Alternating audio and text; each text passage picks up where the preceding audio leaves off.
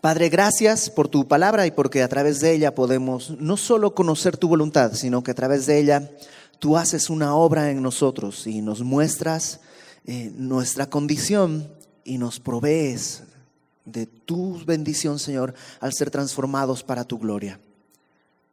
Aquí estamos, Señor. Abre nuestro corazón para que tú siembres lo que tú tienes y que pueda haber abundante fruto. Te lo rogamos en el nombre de Jesucristo, nuestro Salvador. Amén. En el capítulo 14, lo habíamos estado estudiando las semanas pasadas ya. Jesús está con sus discípulos en esto que se llama, pues comúnmente como la última cena. El discurso en el aposento alto está con ellos. Y les dice en el versículo 15, que es un poquito lo que vimos la semana pasada: si me amáis, guardad mis mandamientos. Y yo rogaré al Padre, y os dará otro consolador para que esté con vosotros para siempre. ¿Quién es este consolador? Verso 17: el Espíritu de verdad, al cual el mundo no puede recibir porque no le ve ni le conoce, pero vosotros le conocéis porque mora con vosotros y estará en vosotros. Jesús comienza a hablar de alguien que vendría. Jesús les acaba de decir: yo me voy y no me pueden seguir. ¿Te acuerdas? Los discípulos están completamente sacados de onda. Se va Jesús, que realmente es una noticia para ellos completamente abrumadora. Si había alguna dificultad económica, Jesús podía resolverlo. Si había falta de alimento, Jesús podía resolverlo. Si había un ataque de los religiosos, Jesús podía responderles. En todo momento Jesús tenía las respuestas, tenía las soluciones, pero ahora dice que se va. Y yo imagino a los discípulos pensando: ¿y qué va a hacer de nosotros? O sea, ¿qué vamos a hacer? ¿Cómo vamos a vivir? ¿Cómo vamos a reaccionar? ¿Qué sigue? Y Jesús les acaba de decir: no se turbe su corazón, crean en Dios, crean en mí. Donde yo voy hay un lugar espacioso para ustedes, hay moradas para ustedes, y luego voy a regresar para llevarlos. Y acá lo que les dice es: voy a rogar al Padre y Él les va a dar otro consolador. La palabra consolador en griego es parakletos, y se traduce de distintas maneras en distintos momentos. Se traduce también como abogado, pero básicamente un parakletos es alguien que está llamado al lado, alguien que está junto a ti, y algunos diccionarios incluso se animan a traducir como alguien llamado al lado para socorrerte, uno que socorre o uno que consuela. Por eso se le llama el consolador. Él es como un abogado en el sentido de alguien que te representa y que te ayuda y que está ahí por ti.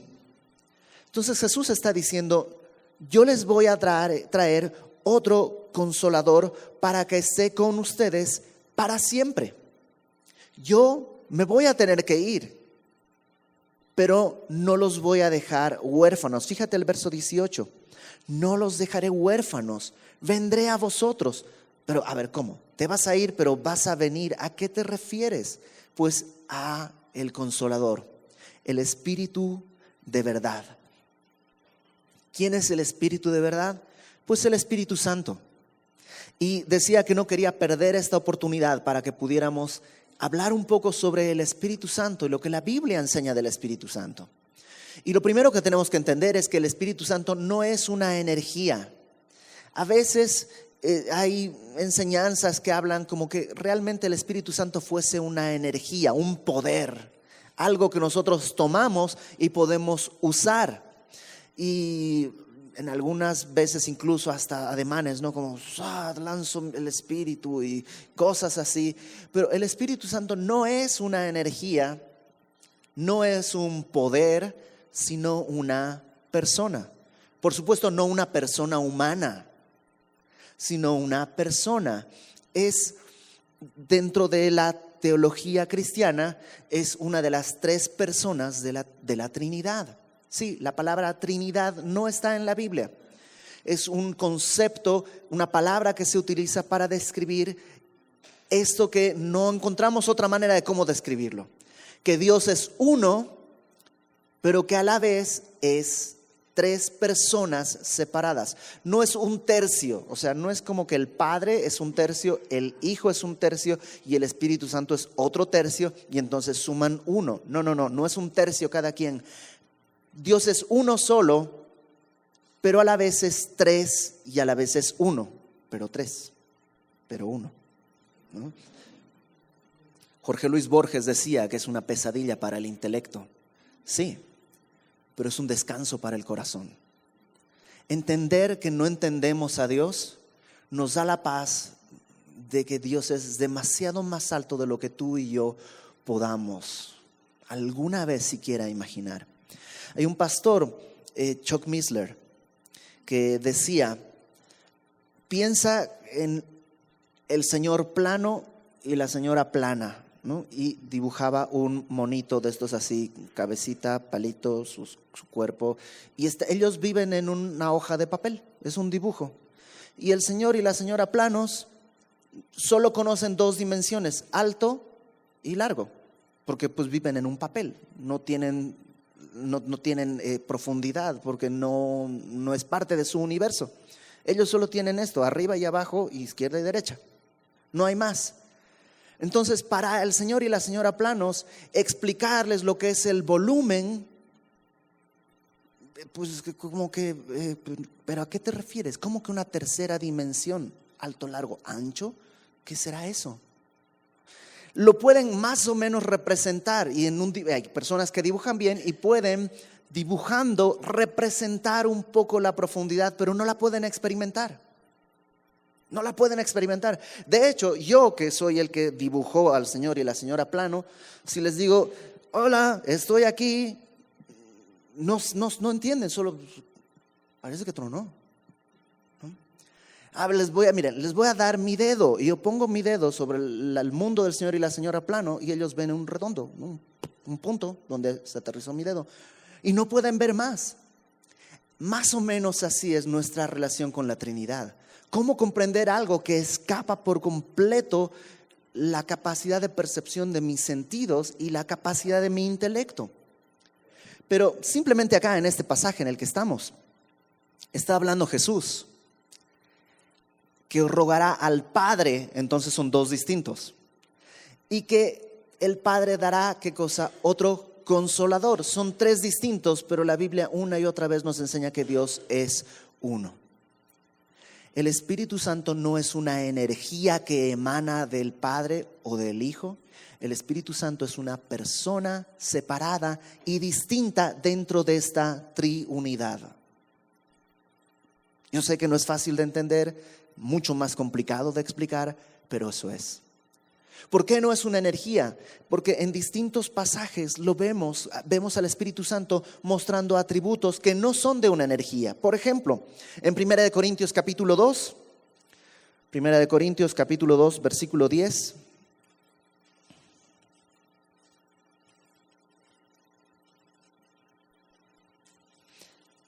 Si me acompañas ahí, 1 Corintios capítulo 2, versículo 10.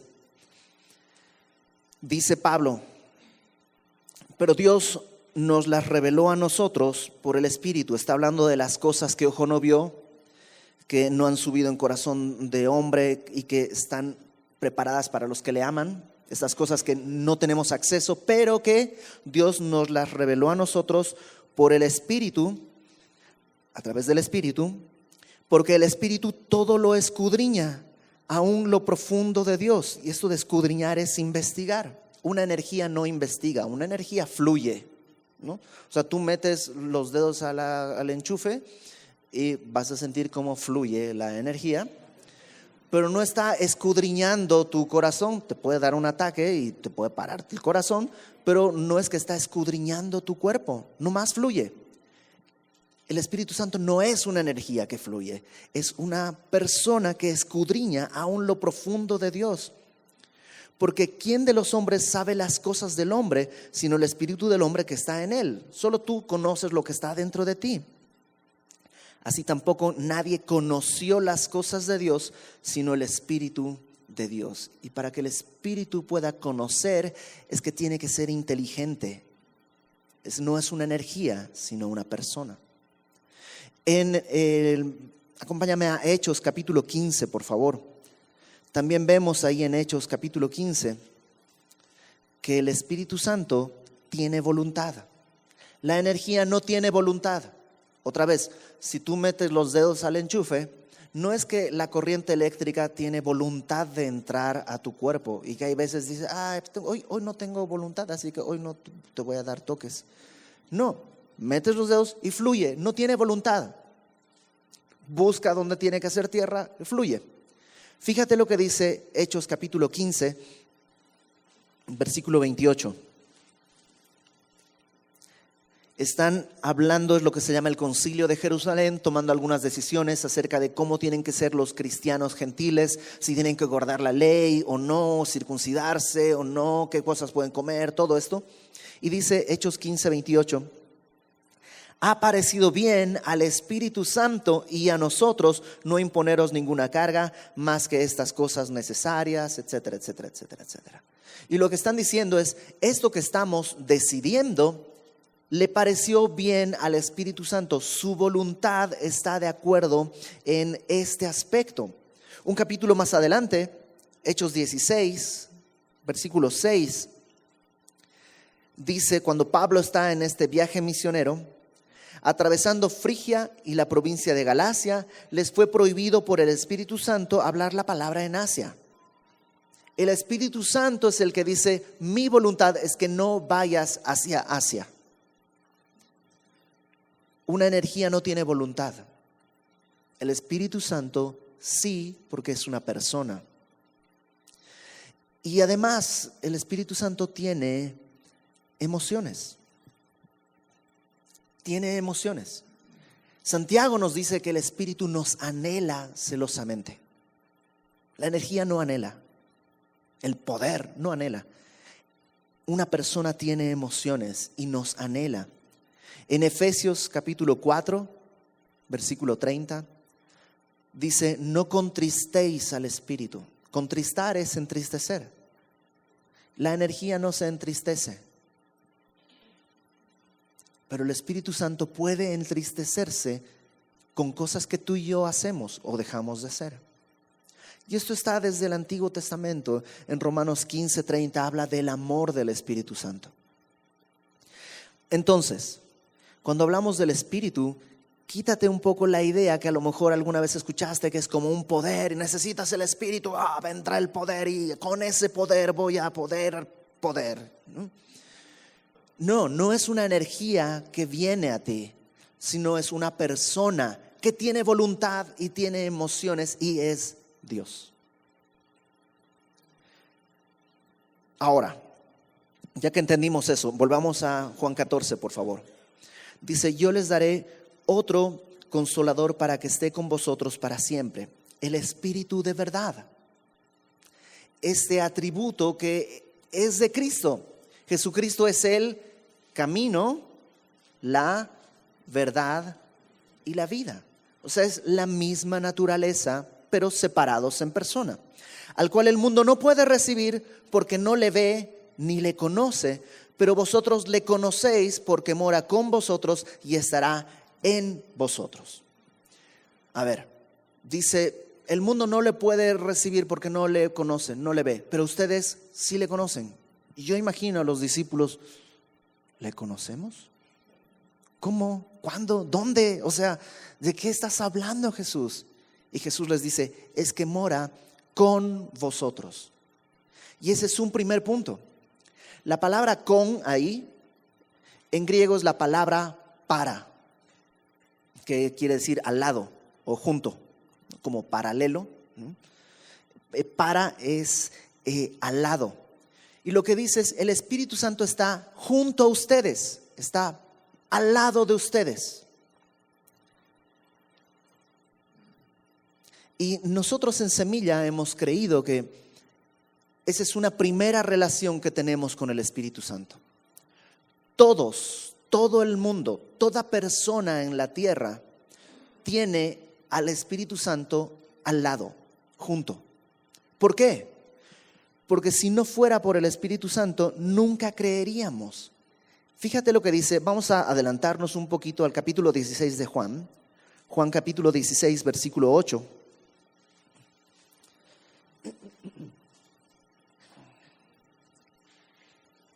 Voy a leer desde el versículo 7. Juan 16, 7.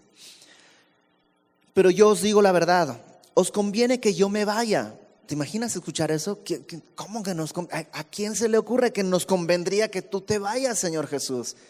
Es lo opuesto a que nos convenga, ¿no? Pero Jesús está diciendo, les conviene que yo me vaya, porque si no me fuera, el Consolador no vendría a vosotros. Mas si me fuere, os lo enviaré, y cuando Él venga, convencerá al mundo de pecado, de justicia y de juicio. El Espíritu Santo es el que nos convence de pecado, de justicia y de juicio.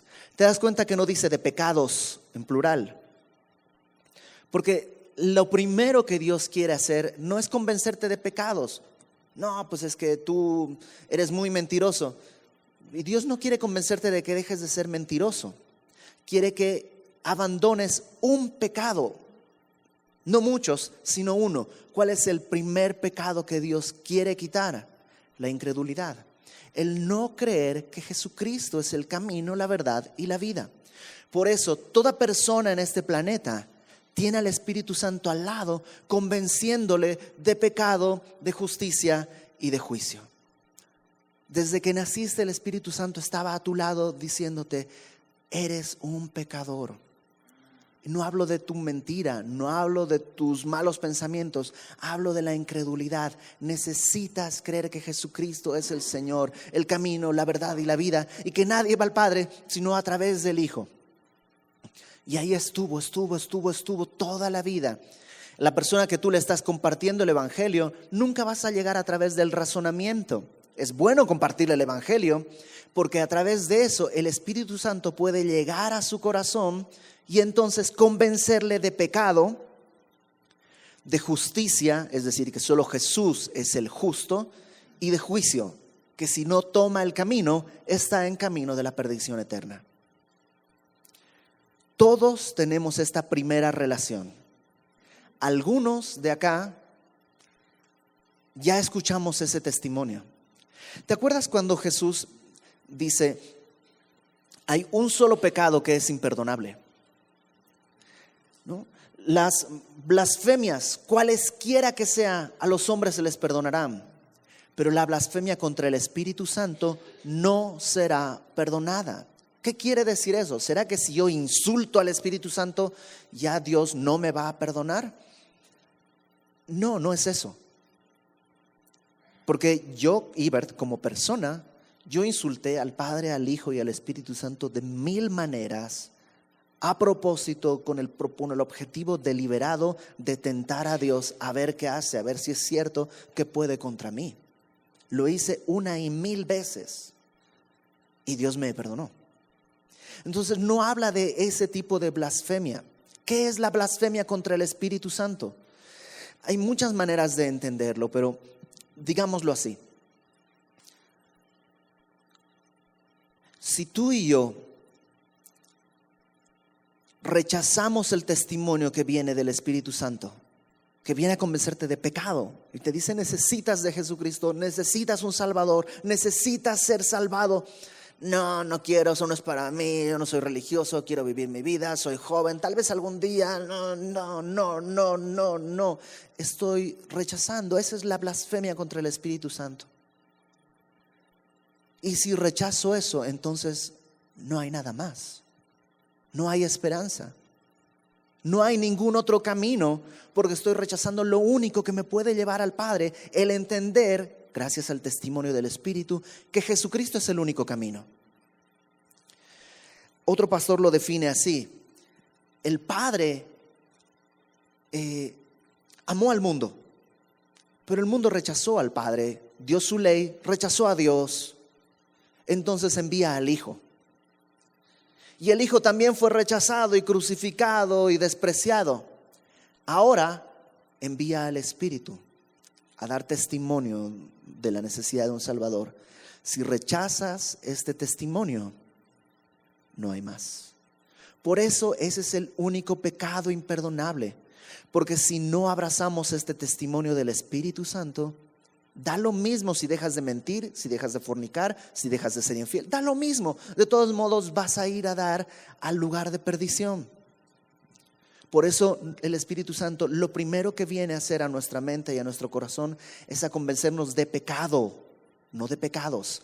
Ya el creyente vendrá y te convencerá de los otros pecados y te proveerá la necesidad de arrepentimiento y todo. Pero al principio solamente es esta primera relación. Está contigo, está a tu lado.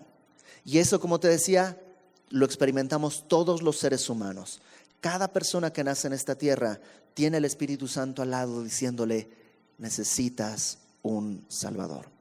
Ahora, Jesús lo que les dice en Juan 14 es: le conocéis porque mora con vosotros y estará, ¿qué? En vosotros. Que es una segunda relación que tendremos con el Espíritu Santo. Está al lado, eso nos atañe a todos los seres humanos. Pero en algún momento dice que el Espíritu Santo estará en nosotros. Y en quiere decir eso, dentro, ya no al lado. Esa es la primera relación que tuvimos, pero ahora hay una segunda relación en la que el Espíritu Santo estará en nosotros. Acompáñame por favor a Efesios capítulo 1.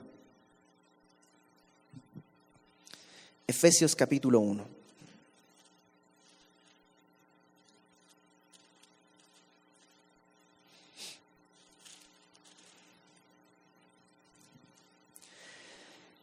Efesios 1, versículo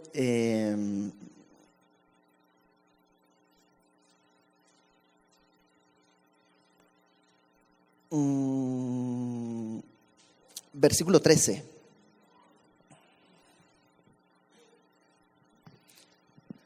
Dice Efesios 1:13: en Él, en Cristo, también vosotros, habiendo oído la palabra de verdad.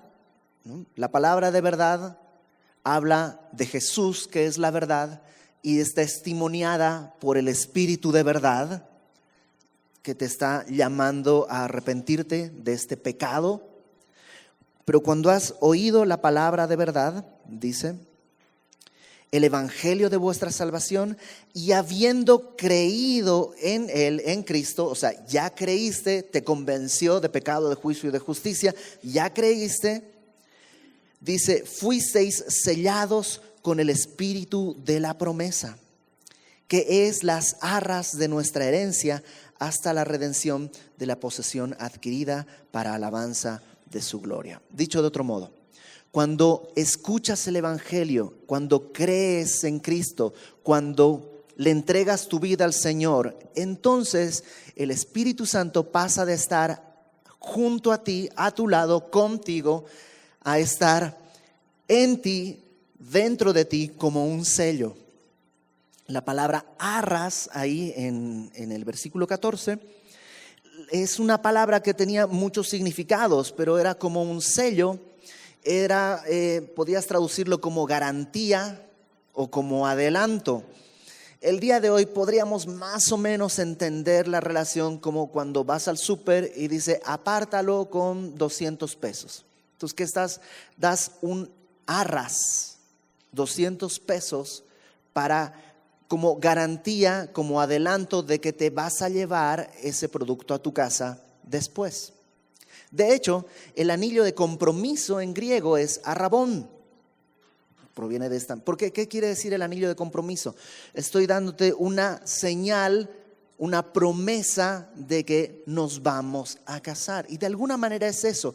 El Espíritu Santo viene a estar dentro de nosotros como una garantía de que Jesús está diciendo, voy a venir y donde yo estoy, yo quiero que tú estés. ¿Pero cómo? Pues tú vas a estar conmigo. Y para que te quede bien claro y estés seguro, está mi Espíritu como garantía, como adelanto. Estás sellado. En una palabra, eres salvo. Todo ser humano tiene el Espíritu Santo al lado, pero solo el creyente tiene el Espíritu Santo en Él. Solo el creyente ha sido sellado con su Espíritu. ¿Cómo? Cuando te aprendes cuántos versículos viene esto, no tiene que ver con entendimiento en ese sentido, sino cuando te has creído que Jesucristo es el único camino, la única verdad. Ahora, ¿cuándo pasó eso en la vida de los discípulos? Porque les dijo, el Espíritu Santo que está con vosotros, pero estará, futuro, en ustedes. ¿Cuándo estará? Bueno, ahorita no puede, porque ahorita ustedes todavía pues no han recibido la redención. No he pagado por sus pecados, no he ido a la cruz, no he resucitado. Ahorita el Espíritu Santo no puede estar en ustedes, está con ustedes, pero estará en ustedes. ¿Dónde se da eso? Bueno, acompáñame a Juan capítulo 20. Juan capítulo 20.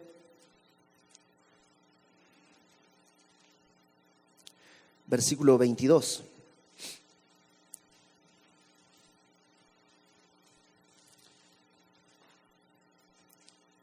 Esto es después de la resurrección. Jesús ya murió, ya resucitó, ya se les apareció a los discípulos ahí.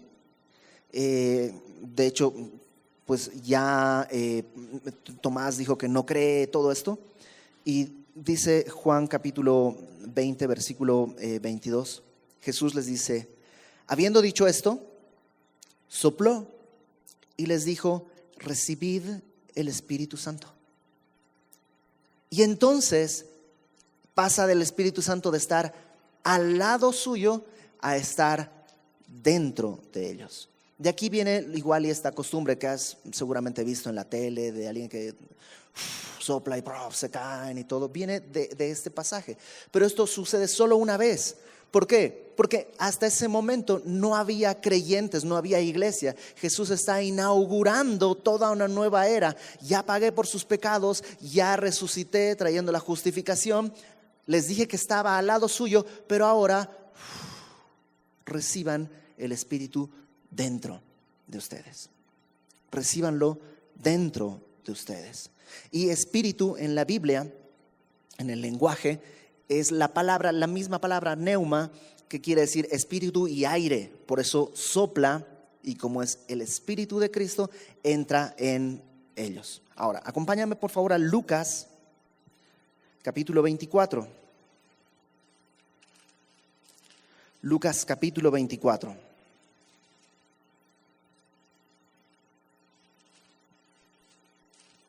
Eso es al final de Lucas.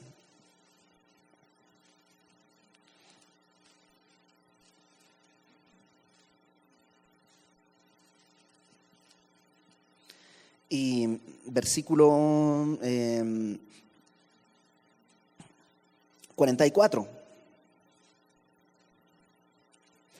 Es la misma escena que acabamos de leer en Juan, cuando Jesús se aparece delante de ellos y les dice reciban el Espíritu. Es la misma escena, pero ahora narrada en el Evangelio de Lucas.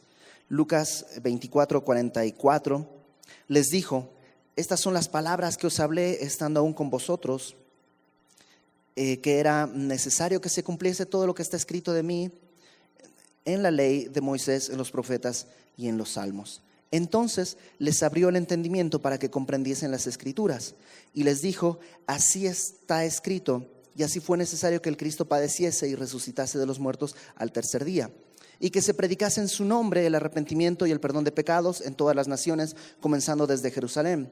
Y vosotros sois testigos de estas cosas. He aquí, yo enviaré la promesa de mi Padre sobre vosotros, pero quedaos en la ciudad de Jerusalén hasta que seáis investidos de poder desde lo alto. Un par de cositas.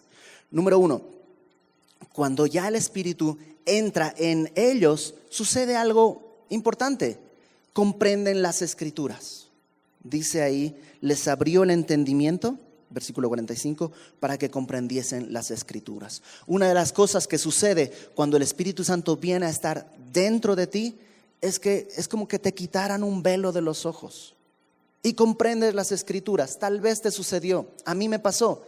Yo traté de leer la Biblia y la verdad era como comer arena, así como que ¿qué libro tan raro? No le entiendo, no tiene sentido. Dicen que es una gran obra maestra, pero pues para mí pues está bien escrito, pero la verdad es que no tenía ningún valor espiritual. Pero una vez que creí y volví a abrir la palabra, todo fue distinto. Todo fue distinto, y seguramente te sucedió a ti también. Una vez que el Espíritu pasa a estar dentro de ti, las Escrituras se abren a tus ojos. Pero no solo eso, aquí hay algo raro, porque Jesús les dice en el versículo 49 de ahí de Lucas 24: he aquí, yo enviaré la promesa de mi Padre sobre vosotros. Ah, caramba. La promesa del Padre era el Espíritu Santo. Pero no que ya la tenemos, ya soplaste, ya la recibí, ¿me la vas a quitar? ¿O nomás fue como en el cine, el adelanto y ya se acabó y espérate la versión final? ¿A qué se refiere? Se refiere a una tercera relación que tendremos con el Espíritu Santo. Déjame hacer un resumen. Todo hombre tiene el Espíritu Santo al lado, junto. ¿Por qué? Porque todo hombre necesita ser convencido de pecado, de juicio y de justicia. Cuando hemos creído, el día, no sé cómo fue, no sé si fue en tu casa leyendo la Biblia y dijiste: Señor, entiendo mi condición de pecador, ven a mí. No sé si fue en un alcance evangelístico, no sé si fue en la iglesia o alguien te predicó y te dijo: haz esta oración, levanta la mano, no importa. En el momento en que hayas creído, el Espíritu Santo pasó de estar a tu lado para estar dentro de ti, en ti. Pero falta una tercera cosa. Todo creyente tiene el Espíritu Santo en él. Pero ¿te has dado cuenta que no todo creyente está caminando de la misma manera? Hay creyentes apáticos. Hay creyentes que son salvos, pero que en su vida hay amargura. Que hay creyentes que proclaman el evangelio por todas partes y adoran a Dios, y hay creyentes que tal vez no les da vergüenza el evangelio, pero su boca está como cerrada y como que les cuesta hablar y como que no tienen la capacidad, la Biblia le llama el denuedo, para hablar. ¿Por qué? Hay creyentes que tú los ves y dices: wow, tienen una vida victoriosa, realmente victoriosa. Pasan por pruebas y se levantan y sonríen, aún en medio del dolor, tienen fe y siguen adelante. Y a ti te da una gripa y: Señor, llévame, no, si existes. O sea, ¿por qué unos creyentes sí pueden caminar así y otros creyentes de pronto parece que, no sé? Yo he estado en los dos lados. Yo he estado en momentos en los que me ha sorprendido que no me haya derrumbado. Y ha habido momentos en los que me ha sorprendido tristemente que mi caminar es estorbado con tan poco. ¿Qué es lo que falta o qué es lo que necesito? ¿Y por qué hay esta diferencia? Si todos los creyentes tenemos el Espíritu Santo dentro, ¿cuál es la diferencia? Bueno, la diferencia está en esta tercera relación. Déjame leer Lucas 24, donde estábamos. Verso 49 dice: yo enviaré la promesa de mi Padre sobre vosotros, pero quedaos vosotros en la ciudad de Jerusalén hasta que seáis investidos de poder desde lo alto. Yo enviaré la promesa de mi Padre sobre vosotros. Y en griego sobre es epi, sobre, encima. Entonces déjame resumirlo. Primero, el Espíritu Santo estaba junto, al lado.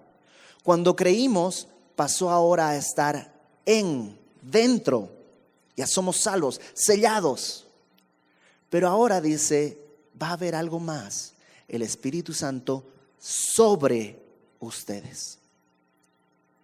Eso es lo que en la Biblia, en distintos pasajes, se le llama la llenura del Espíritu Santo, la venida del Espíritu Santo sobre el creyente.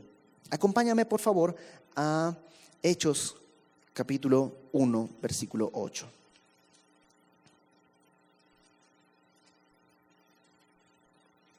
Hechos 1, 8. Jesús está con los discípulos después de la resurrección y a punto de ascender a los cielos. Ha pasado 40 días con ellos y está a punto de ascender al cielo. Y antes de ascender al cielo, les dice Hechos, déjame leerlos desde el versículo 6, Hechos 1:6. Entonces los que se habían reunido, ahí están los discípulos, ya están felices, claro, o sea, ¿te imaginas? Ponte en el lugar de los discípulos. Creen que Jesús es el Señor, lo han visto hacer milagros, resucitar a los muertos, andar sobre el agua. No, hombre, o sea, Jesús es el Mesías, claro que sí, no tenemos ninguna duda. De pronto les dice, me voy a ir, me van a matar. Y sucede, vienen, lo arrestan y se lo llevan y parece como que pues, no que es poderoso, ¿por qué no hace nada? Pedro saca la espada, Jesús tiene que reprender la espada, volverle a colocar la oreja a Malco, lo crucifican, pero a lo mejor ahí él va a hacer alguna cosa y no hace nada y muere y es luego sepultado. 1 día, 2 días, 3 días, el ánimo en el suelo. Los discípulos camino a Emaús decían, es que nosotros pensábamos que sí era, pero pues ya 3 días de que ha muerto y no, aunque han dicho que lo han visto resucitado, pero pues a ver, ¿a quién le vamos a creer? Y están todos desanimados. Pero en medio de esa oscuridad, ¡pum!, aparece Jesús y les dice, pasa a vosotros, aquí estoy, toquen mi mano, denme algo de comer. Y están todos así, ¿qué? Sí es cierto. Y pasan 40 días con él resucitado y lo ven y Jesús aparece y desaparece. Y ¡wow!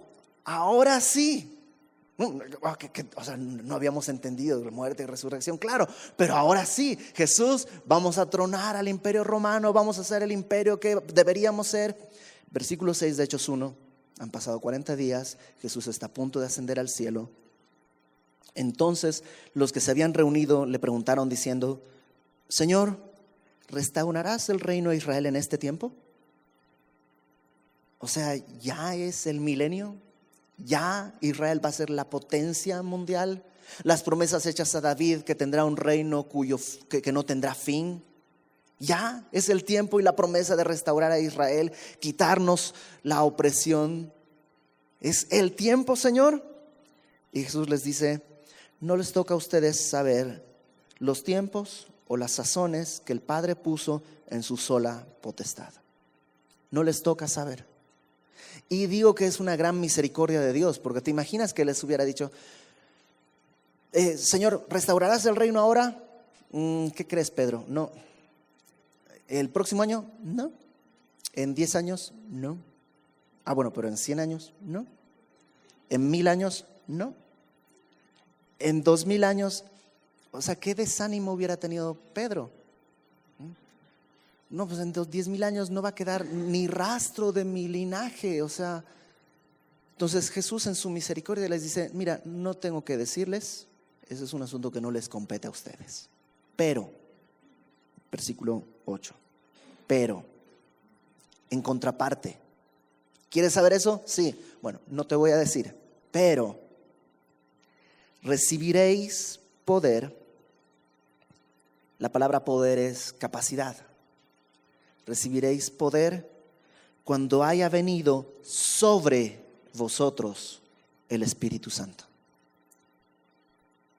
Ya está pero recibirán poder cuando haya venido sobre ustedes. ¿Y qué va a pasar cuando tenga poder? Me seréis testigos en Jerusalén, en toda Judea, Samaria y hasta lo último de la tierra. Este poder que viene sobre ellos es el Espíritu Santo. ¿Con qué propósito? Poder ser testigos. Poder dar testimonio del Evangelio y la gloria de Dios por donde quiera que nos envíe. Entonces, cuando vienen los problemas, los conflictos, es el Espíritu Santo sobre nosotros que nos puede ayudar a mantenernos con una sonrisa y en gozo a pesar de la prueba, no para que estemos bien, sino para que alrededor la gente diga, ¿cómo haces eso? No soy yo, es que Dios ha tomado mi vida, es la gloria de Dios lo que me sostiene, la esperanza de la vida eterna. ¿Quieres tenerla? Necesitas ser convencido de pecado, de juicio y de justicia, y el Espíritu Santo empieza a taladrar el corazón de esa persona hasta que pueda estar dentro. Si el día de hoy tú no estás viviendo una vida victoriosa, de esa que escuchas así, wow, no hablo de vida victoriosa en éxito en las finanzas, no, estamos hablando de una vida en Cristo, de paz, de gozo, a pesar de las circunstancias. A lo mejor necesitas el Espíritu Santo dentro de ti. A lo mejor no has creído. Pero si ya has creído y dices, pues ya creí, en serio que ya creí, reconozco que necesito un Salvador y reconozco que Cristo es el Salvador, entonces tal vez necesitas el Espíritu Santo sobre ti. ¿Y cómo se hace para tener el Espíritu Santo sobre mí? Se lo pide. Y le dices, Señor, necesito de tu Espíritu. El Espíritu Santo sobre ti no es para hacer un espectáculo. Yo recuerdo tantas veces que había oído, no, pues es que estábamos en una reunión y oraron por el Espíritu, y yo sentí caliente y sentí así, y olía como a flores, y yo decía, pues yo quiero, Señor, quiero. Y estuve en todas las reuniones, me paré en todos los servicios, llegaba a mi casa, Señor, por favor, me tiraba al piso de rodillas, de cabeza, me sentaba y Señor, quiero algo, escuchar algo, Señor, quiero una experiencia, hasta que entendí que el Espíritu Santo no es para tener una experiencia. Es para que puedas vivir dando testimonio de la gloria de Dios. Recibiréis poder y me seréis testigos. Hechos 1:8. Un poco el pastor John Corson dice, es como las locomotoras a vapor que había hace mucho tiempo, los trenes, ¿te acuerdas? Has visto por lo menos en películas. Estos trenes funcionaban porque tenían una caldera que generaba vapor y con eso avanzaba la maquinaria. Bueno, con ese mismo vapor jalabas una cuerda y sonaba cuando llegaba a la estación. Ahora, ¿hace ruido? Sí, pero el vapor no es para hacer ruido, el vapor es para mover la locomotora. El ruido es una consecuencia colateral. El propósito es mover. Pero a veces se ha buscado tanto el ruido y a veces queremos más el ruido que mover. Y yo recuerdo tanto desear eso. Quiero hablar en lenguas, quiero tener algo. Y Dios dice, ¿por qué no comienzas dejando ciertas amistades? Yo te voy a ayudar. ¿Por qué no comienzas dejando ciertas cosas? ¿Por qué no comienzas leyendo tu Biblia? Yo estoy aquí para darte el poder. En tu carne no lo puedes hacer. No tienes la capacidad de levantarte a leer tu Biblia. Pero yo puedo venir sobre ti para darte esa capacidad. Sin ruido, Señor. Sin ruido, Ibert. Sin ruido. Y Dios en su misericordia me permitió dejar cosas y soltar cosas y caminar sin mucho ruido, pero con los ojos puestos en el autor y consumador de mi fe, que es el Señor Jesucristo. Para eso está el Espíritu Santo sobre el creyente. Jesús le dice a sus discípulos, ahorita está con ustedes, pero va a estar dentro de ustedes. En el debido tiempo sopló y fueron salvos y creyeron, y ahí estaba dentro el Espíritu, como cuando tú creíste. Pero si tu vida el día de hoy está de tropiezo en tropiezo, si tu fe sientes que está débil, acuérdate, tu fe no tiene que ser grande. Del tamaño de una semilla de mostaza es suficiente. A veces decimos, Señor, auméntame la fe, y Dios dice, ¿para qué? Alcanza con un poquito, pero tienes que ponerla en mí. Y si tú sientes que estás así, de derrota en derrota, a lo mejor es tiempo de pedir que el Espíritu Santo venga sobre ti. Y el día de hoy es una buena oportunidad. Y no esperes fuegos artificiales, ruidos, que se mueva. O sea, si se mueve la tierra, vamos a salir corriendo todos. Pero cree que Dios está escuchándote. Jesucristo dijo, si ustedes que son malos saben dar buenas dádivas a sus hijos, que si tu hijo te pide un pan, no le vas a dar una piedra. Su hijo te pide un pescado, no le vas a dar una serpiente. Si nosotros, siendo malos, sabemos dar buenas dádivas a nuestros hijos, ¿cuánto más el Padre no dará el Espíritu a quien se lo pida? ¿Qué necesito? Solo reconocer, Señor, estoy cansado de pelear contra el pecado y ser derrotado. Y Dios te va a decir, ok, ya te diste cuenta que no puedes. Déjame enviar a mi Espíritu sobre ti. Es el Consolador, el Ayudador, el Espíritu de verdad. Él te va a recordar mi palabra, Él te va a recordar mis enseñanzas y Él te va a dar la capacidad de ser testigo mío para mi gloria. Si tú lo quieres, vamos a orar. Padre, gracias porque el día de hoy podemos acercarnos a ti en humildad, pero en confianza, porque sabemos que tú has abierto ese camino. Yo quisiera pedirte, Señor, por aquellos que no te han conocido, si alguien el día de hoy nunca ha creído que necesita un Salvador, que las barreras caigan y que tu Espíritu Santo pueda convencerle de pecado, de juicio y de justicia.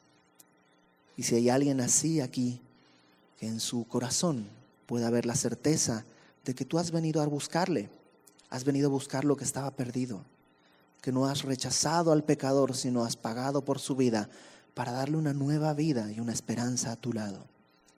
Si hay alguien aquí que no ha creído, Señor, que tu Espíritu Santo haga la tarea de convencimiento y que le selles, habiendo oído el Evangelio, la palabra de verdad, que pueda entender que tú estás trayendo ese compromiso desde que tú un día vendrás por él o por ella. Y si alguien acá, Señor, ya tiene tiempo caminando en fe, si alguien aquí ya tiene tiempo que ha creído, ya es tu hijo, ya está sellado, pero su vida no da testimonio de ti, pero su vida no refleja ni tu amor, ni tu santidad, ni tu gloria.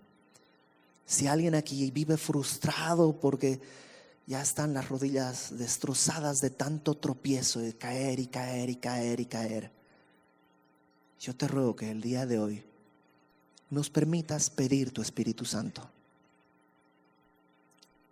Ahí en tu lugar, si nunca le has recibido como tu Salvador, dile, Señor, te entrego mi vida.